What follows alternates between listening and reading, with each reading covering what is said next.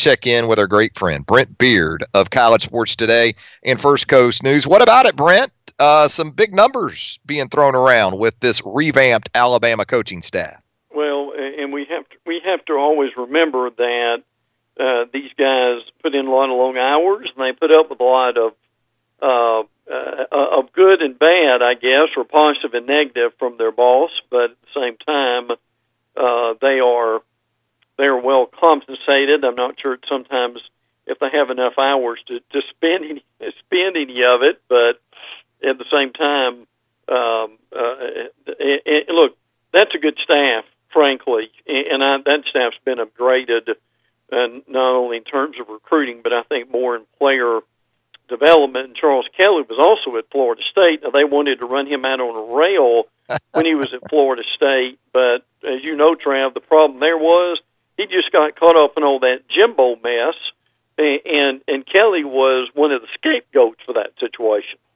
Followed a pretty tough act in Jeremy Pruitt too. Yep, he did. That made it difficult when Pruitt moved on to Georgia. But the thing that continues to strike me, Brent, and I know you see this in your research and your work across college football and especially in the Southeastern Conference, is the multi-year deals that these guys are getting now. 3-year deals are pretty much standard, aren't they, for coordinators at this point? They are. And listen, when you and I did radio together, do you remember the how many years in a row, Trav, did we say that at some point assistants would get multi-year deals instead of just 1 year at a time? So people may not remember that at all, but these multi-year deals were rarefied air for a lot of these coaches.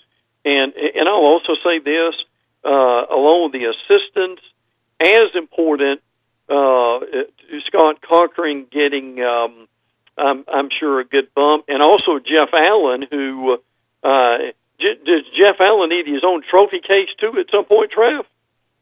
Yeah, he does. Does an outstanding job as the head athletic trainer for the Alabama football team. Amy Bragg is the team nutritionist.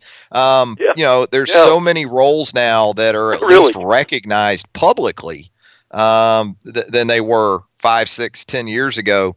And hopefully, and I would think from a compensation standpoint, recognized justifiably as well.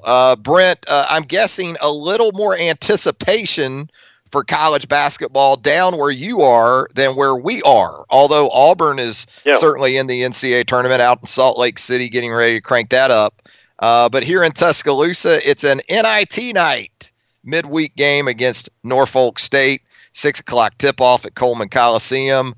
I can report, Brent, that the buzz is not exactly palpable at this point for the game tonight. What about down there in Jacksonville? I just got back from the arena a little bit ago, and when I got to the to get my credential, the woman standing there said, "You came in at a good time because the Kentucky fans just came through." So I'm sure that was a zoo. Obviously, they've got shoot-arounds today that started about 10:30 into the night. And look, there's a lot of excitement here, Trav, as you can imagine, with LSU and Big Blue Nation. That's going to be here. I mean, Maryland is here now. Now Belmont is here now, which is interesting. And you've got Yale. Now, a lot of people think you can give LSU all they want, frankly, and a Wofford and a Seton Hall. So I think there were a lot of people that were hoping FSU would be here since Tallahassee's so close, or maybe even Florida on a lark. But it's still a pretty good lineup starting tomorrow or a little bit after noon. Yeah, I figured that either Florida or Florida State would be in that Jacksonville pod, but Kentucky cures a lot of what ails you when it comes to seats and beds and hotels and restaurants and things like that. Are you already seeing that influence down there as far as Big Blue Nation? Although, I'm sure kind of like the Alabama fan base has become with football, you almost have to sort of budget ahead. The round of 16, the round of 8, potentially the Final Four. But are you seeing that influx of Kentucky fans that we've grown so accustomed of seeing take over towns in situations like this?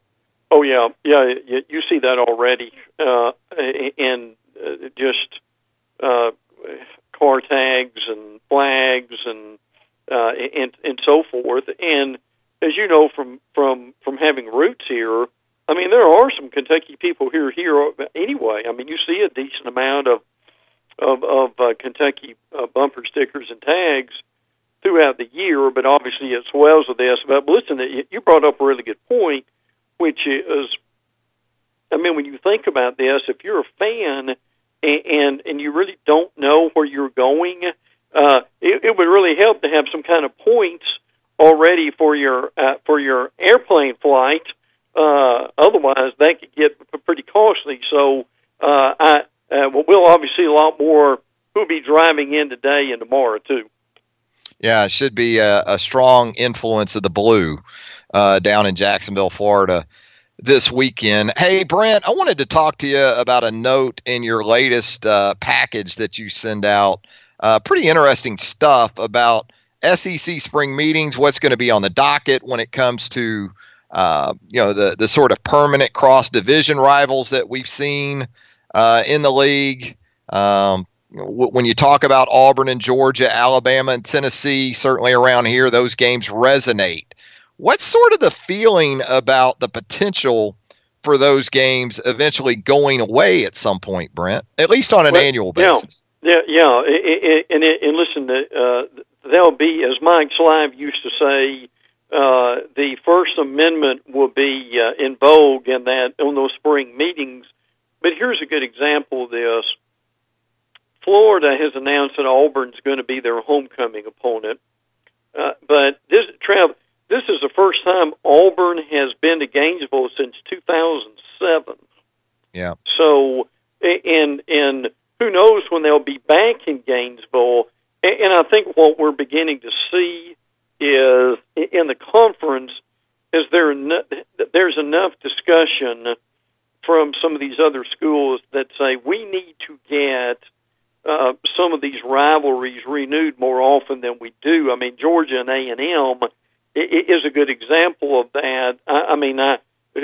Trav, we shared a note together a few months ago that they're not going to play that situation where they're not going to play again to like 2030 or something like that. So I think that's what's kind of going on here, and unfortunately, some of these yearly series like Alabama, Tennessee may get caught up in that. I'm not saying they're going to pull the trigger on this in Destin, but it is intriguing, isn't it, that it has come up again? And I think the other thing is that there's some talk that if you're the SEC, don't you want to see your upper echelon teams, particularly like in Alabama, be able to play Florida and Georgia at times to where they don't have to play them in Atlanta? Well, and if you do what Nick Saban has suggested for a long time now and just go with 9 conference games, right, you could fix a lot of this, right? You could have your cake. Could you have your cake and eat it too if you just go to 9 conference games? Well, listen, it would come close because of the fact that fans are yelling now that they're spending all this money for tickets, and they're getting the Sisters of the Poor. Now, yep. Look, somebody's still got to play the bottom of the league if they went to 9 games, and I get that, but I think that's what Saban is saying to a degree. And I can tell you this, Trav, these ADs are starting to listen to these fans because these fans aren't happy for writing that big check, and that, especially when they don't have anybody they really want to go and see during the season.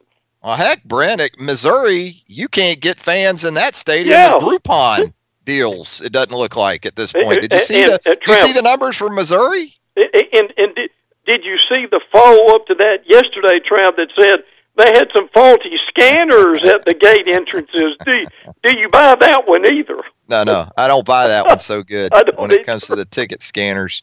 I mean, there's high schools in Texas that draw Absolutely. better than Missouri right now in the SEC. Yeah. Wanted to also ask you about what seems to be this continued move closer and closer to outright free agency in college football, especially when it comes to quarterbacks. It's amazing at this point. Tate Martell now granted immediate eligibility at Miami after leaving Ohio State, in large part because he probably anticipated Justin Fields becoming eligible immediately in Columbus. Were we tipped off a little bit on this by Martell, Brent, in that Cade Weldon, right before this news went down, announced that he's leaving the Miami program? I mean, the dominoes are amazing at this point, and does it stop at this point, Brent, or are we just very much on greased skids when it comes to just seeing this as a common occurrence in college football? Well, what I've heard with this, and when you put the dots together here, is that the NCAA is trying to make these players happy, basically, so that they don't end up forming a union coming up in the next few years, and they're hoping that by allowing this free agency, basically, that will calm some of this down or at least delay it. But and I don't know if we've discussed this or not, but Trev, there was a tweet out a few months ago that behind the scenes, athletic directors are making two budgets. One is the normal budget, and the second budget that's kind of that they're not going to talk about is a budget that you would have to have if you were paying players. So that's kind of the. I think that's one of the reasons. What I've been told is that this pendulum is swinging the other way now, and much more so in favor of the players. And I'm guessing you've heard something similar too. I have. I just don't know how you're going to make it all that work. I don't either. I agree. With Title IX and everything else. I mean, if you're looking at a compensation package for student athletes, it's going to have to be all encompassing when you talk about athletic departments. I just don't know how you're going to have enough revenue to make that work in terms of scale and those type of things. Hey, Brent, up here in Tuscaloosa, we're a couple practices into 2019 spring practice. Wanted to get a takeaway or two from you in regards to the Alabama Crimson Tide, just a couple of days into spring ball. What do you think, the early word coming out of practice up here? Well, I mean, I think the big thing so far, and again, I know they haven't really done anything in pads yet, is they haven't added that much to the injury list. I think is the best thing about it. I mean, the Cahill in that situation, what he's going to do, I know is raising a lot of eyebrows. I've still got my eyes on these linebackers and kind of how Terrell Lewis is doing, and these guys who have been hurt during that time. Really intrigued with what he's going to do with the secondary along that way. And Trev, I'm guessing, have you heard Sal Sunseri from your house yet? When he's on the field directing the players, I'm guessing that screaming in the distance could be him, right? Yeah, that was a familiar refrain on day one. Sure seeing Sal, not only seeing Sal out there, but hearing Sal, and then coming to the realization that if you're shooting video, you might need to edit a little bit. But no, Sal is still Sal. 7 or 8 years removed from his previous stint. And I'll say this for those outside linebackers, Terrell Lewis, Christopher Allen, watching them in some of the ladder drill work, some of the footwork stuff, the lateral movement that you're looking for in guys coming off ACL tears look pretty good at this point. Watched them Monday with Sal, and that's good news at that position to have Terrell Lewis, Christopher Allen available to go along with Anthony Jennings. The offensive side of the ball, I think, Brent, going to be fascinating to watch how this offensive line comes together, specifically the interior, where perhaps for really the first time under Nick Saban, Alabama could return a group that does not feature a starter at either guard or center. Yeah, that's incredible. And I'm curious if you've seen much from Evan Neal. I've seen a little bit in about him blocking out the sun and the moon and the stars, but and listen, still, even though with the losses, the people we talk to are saying this offensive line could indeed be. I don't know if they'll be better than last year, but they're going to be very good. Yeah, I think they have a chance to be really good. I think Emil Ekiyor has a chance at left guard. Yeah. Chris Owens, program veteran at center. Matt Womack moving inside to right guard. Eventually you get Deontay Brown back. And Evan Neal, I think, has a chance inside right now at one of those guard spots. Well, Brent, as always, we appreciate the time, my friend. Enjoy NCAA tournament action. We'll have to settle for chicken parts, as they call it. We'll get the NIT up here. And Trav, I've got to ask, with his climbing ability and his Crocs that I've seen, if there's any officiating dispute tomorrow in the Jacksonville Arena, could Pops come over and straighten some of that out, mind you? He would try. That tweet from yesterday of Pops and his Crocs jumping up on the porch there outside his West Side home in Jacksonville got a few views. But we'll check in with Pops on Friday, see if he's going to make it a weekend down there at the Jacksonville Arena. Hey, Brent, as always, thanks for the time, my friend. Always enjoy it, pal. Take care.